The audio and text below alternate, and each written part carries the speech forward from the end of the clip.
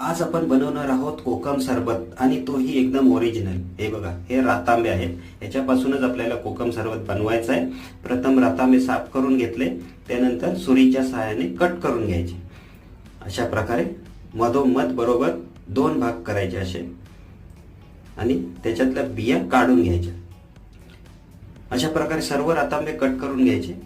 त्यानंतर त्याच्यात चमच्याच्या सहाय्याने साखर भरून घ्यायची। साखर पूर्ण वरपर्यंत भरून घ्यायची, कंजूसी अजिबात करायची नाही। सर्व भरून झाल्यानंतर हे भांडं आपल्याला कडक उन्हामध्ये ठेवायचं आहे, म्हणजे त्याची साखर पूर्णपणे त्या रतांब्यामध्ये विरघळली पाहिजे। अशा प्रकारे व्यवस्थित 2 दिवस याला असंच उन्हात ठेवून द्यायचं। बघा, 2 दिवसानंतर आपला कोकम सरबत तयार आहे, एकदम मधासारखा ओरिजिनल। हा आपल्याला फ्रीजमध्ये ठेवायची गरज नाही, बॉटलमध्ये भरून ठेवायचा। कितीतरी